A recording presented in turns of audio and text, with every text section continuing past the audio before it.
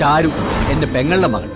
അവൾക്ക് എല്ലാവരും സ്നേഹിക്കാൻ മാത്രമേ അറിയൂ. പെയ്തൊഴിയാതെ എല്ലാ ദിവസവും വൈകുന്നേരം 6:30 നമ്മുടെ സ്വന്തം സൂര്യ ടിവിയിൽ.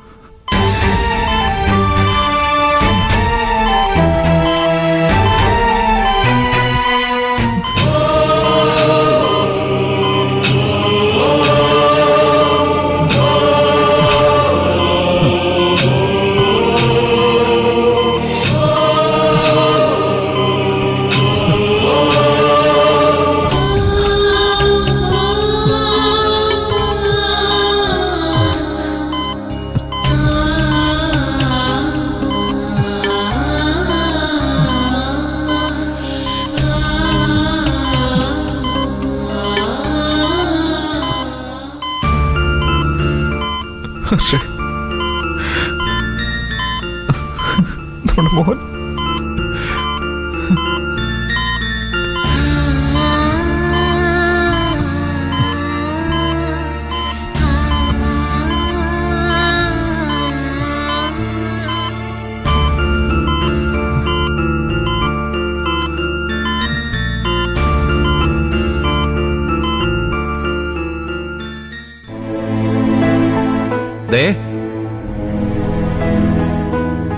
ഞാനിന്നേ നമ്മുടെ വിനയനെ കണ്ടായിരുന്നു.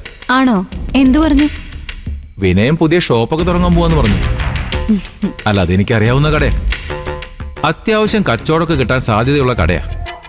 അല്ല, അതങ്ങനെ ചെറിയ വിലയ്ക്കൊന്നും കിട്ടാൻ സാധ്യതയില്ലാത്ത കടയാ. പിന്നെ ആ വിനയൻ ആ കട എങ്ങനെ സംഘടിപ്പിക്കും? അതാ ഞാൻ ആലോചിക്കുന്നത്. അതിന് വിനയേട്ടൻ വീട്ടിൽ നിന്ന് കിട്ടിയ സ്വർണം വിൽക്കുകയോ പണയം വെക്കുകയോ ചെയ്തിട്ടുണ്ടാവും. ഇപ്പോഴത്തെ വിലക്ക് അതിന് നല്ലൊരു എമൗണ്ട് കിട്ടില്ലേ? ഓ, അപ്പോ നിങ്ങളുടെ തറവാട്ടിലെ നിയമങ്ങളും വിശ്വാസങ്ങളൊന്നും വിനയന് പ്രശ്നമല്ല. അവൻ എന്തു വേണമെങ്കിലും ആവും അല്ലേ?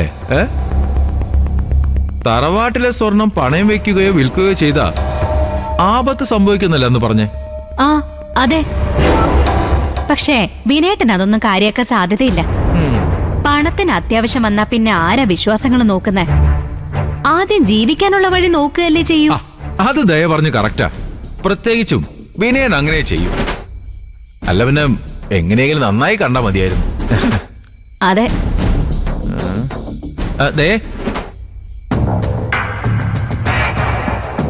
വിനയനെ, വിശ്വാസങ്ങളുടെ പ്രശ്നമില്ലാത്തതുപോലെ നിങ്ങൾക്കും വേണമെങ്കിൽ സ്വർണം പണയം വെക്കുകയോ വിൽക്കുകയോ ചെയ്യാം അല്ലേ?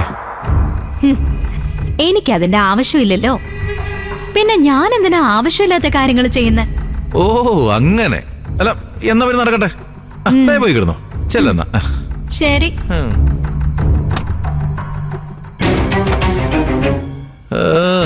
കണ്ടില്ലേ അവളുടെ ഒരു അഹങ്കാരം? 2-4 ദിനം കൊണ്ടൊരുത്തനെ തോളി മാറാപ്പ് കേട്ടു.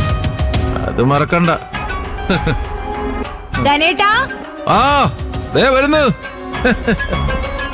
മാറാപ്പ് കേട്ടും.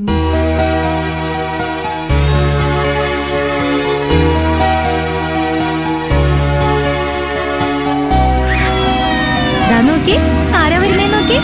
അച്ഛൻ. നോക്ക് നോക്ക്, ദേ അച്ഛൻ വന്നല്ലോ. ദേ മക്കളുടെ അച്ഛൻ വന്നല്ലോ. നോക്കടാ, ദേ നോക്കി നോക്ക്. എന്താ ഇത്?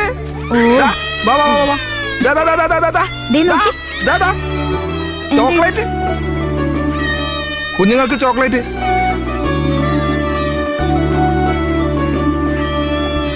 എന്താടി ഇങ്ങനെ നോക്കുന്നത്? ഒന്നുമില്ല, പതിവില്ലാത്ത കാര്യമായതുകൊണ്ട് നോക്കിയത്. ദേ ദേ അച്ഛൻ നിങ്ങൾക്ക് ചോക്ലേറ്റ് കൊണ്ടുവന്ന് കണ്ടോ? ദാ ദാ ദാ ദാ നോക്കി. എന്നാ വേണ്ടേ? ആ അമ്മേ, വിനയേട്ട മക്കൾക്ക് ചോക്ലേറ്റ് കൊണ്ടുവന്ന് കണ്ടോ? നന്നായി. കരയില്ലേ? നിനക്കിപ്പോ ഇവരോട് സ്നേഹമൊക്കെ ഉണ്ടല്ലേ വിനയ? ഓ എനിക്ക് സ്നേഹമില്ലാതെ ഞാൻ എപ്പോഴെങ്കിലും നിങ്ങളോട് പറഞ്ഞിട്ടുണ്ടോ? നിങ്ങളെല്ലാവരും കൂടി അങ്ങനെ ചിന്തിച്ചു വെക്കുന്നത് ഞാൻ എന്ത് ചെയ്യാനാ? ഓ ഇപ്പൊ അങ്ങനെയായോ? എങ്ങനായാലും സാരില്ല, മക്കളോട് സ്നേഹം ഉണ്ടായിരുന്നാ മതി. ആണാ? ഒരച്ഛനും സ്വന്തം മക്കളെ സ്നേഹിക്കാതിരിക്കാനൊന്നും കഴിയില്ല. പിന്നെ ജീവിതത്തിലും ജോലിയിലും ഒക്കെ പ്രശ്നങ്ങളുള്ളപ്പോ സ്നേഹത്തിന്റെ പ്രകടനത്തിൽ വ്യത്യാസം വന്നേക്കാം. സാഹചര്യങ്ങൾ മാറി മാറി മെച്ചപ്പെടുമ്പോ സ്നേഹത്തിന്റെ പ്രകടനത്തിലും മാറ്റം വരും. അല്ലേ വിനയ? ആ എനിക്കതൊന്നും അറിയാൻ പാടില്ല. ഞാൻ എപ്പോഴും ഒരുപോലെ തന്നെ അല്ലടേ.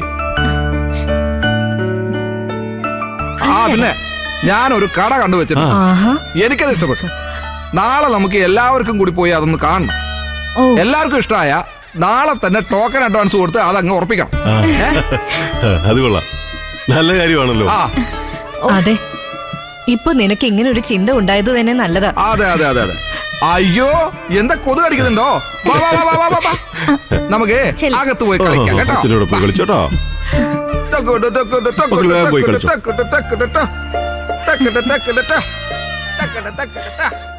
വിനയന് എന്തൊക്കെയോ നല്ല മാറ്റങ്ങൾ ഉണ്ടാവുന്നുണ്ട് അല്ലേ ചീരു? ജീവിതം എപ്പോഴും ഒരുപോലെ ആയിരിക്കില്ല എന്റെ ലതിക. അതിലിങ്ങനെ പ്രതീക്ഷിക്കാത്ത നല്ല കാര്യങ്ങൾ സംഭവിക്കും. ആന കളിക്കണോ? വാ, വാ, വാ, വാ, വാ. ആറ്റ മോള് മേലെ കയറിക്കോ.